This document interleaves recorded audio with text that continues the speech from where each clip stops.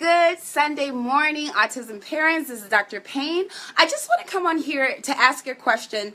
And you guys, I get my question or my ideas for a video based off conversations I have with parents and just even my own life experiences. So I just want to say, are you still in mourning? And the reason why I ask that is because a lot of times when we get the diagnosis that our kid has autism, we can go through a period of mourning. And that mourning is of the life that you thought your kid should have and the life that you thought you would have, or the experience you would think that you would have as a mother and the experiences you think your child will have in the future.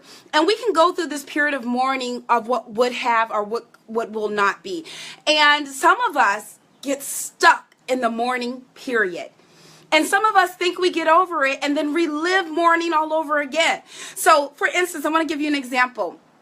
I have two boys with autism, one without. And you guys, sometimes you go to a baseball game for a friend of the family, or we're at the neighborhood park and we go to a baseball game and there's a game going on. And some dads and even some moms mourn that their child with autism, depending on the ability, may not ever play baseball. Or they can mourn, to be quite honest, that they won't be that parent in the stand cheering their kid on. And so you go through that period and you feel so sorry for yourself or for your child. And you guys, when you live that thought over and over again, it does affect you and it affects your child. Or another period of mourning a lot of us have, and we can have little children, right? Like say you have a kid like I do. My kids are all under 12. And some people with kids that young, I'm sorry about the helicopter, but some people with kids that young will mourn that their child may never get married. Or my kid may never have children and I won't be a grandparent. And so I have to say to you guys, why are you mourning that period of your life at this moment and even period? We do know if our kid did not have any disabilities whatsoever, they may not ever get married. Possibility they may not, have children.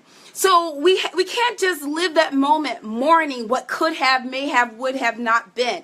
And because we are not predictors of the future, and I already told you last week, I could care less what medical doctors and other people will say.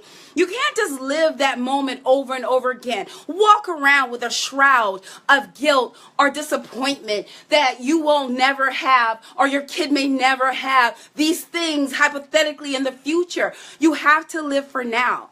You have to make the today count. Why are you mourning for something that hasn't happened? Today counts. So you have to get up, moms and dads, and you got to make today the best day ever. Another parent reached out to me and something terrible happened and the other parent is not going to be there in the kid's life. And of course the child has a lot of issues.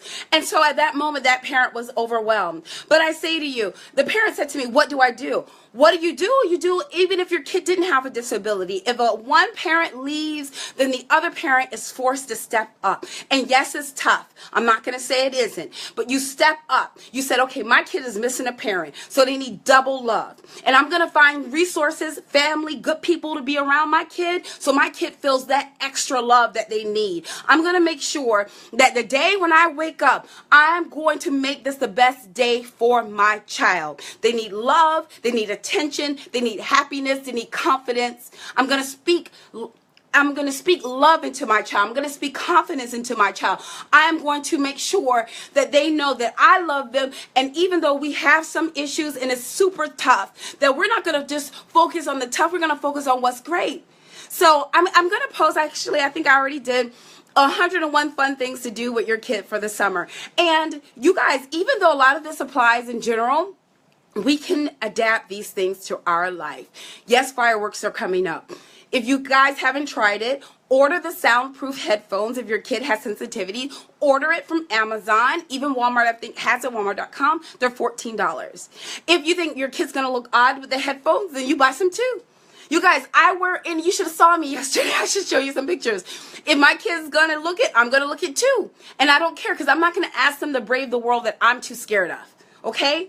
I'm going to brave that same world with them. I'm going to do my best. And even though we're not going to always be there every second, I'm going to make sure they know there's some stupid people out there who may look or whatever, but we're going to have fun. We're going to look at the fireworks, and we're not going to let the noise bother us too bad. We're going to do our best. And another thing I want to propose, you guys, and I put this on my Pinterest page, also the same name, Autism Parents Care. You know, I never buy my oldest things that I would have normally bought, like bikes and things like that, because he doesn't have the ability.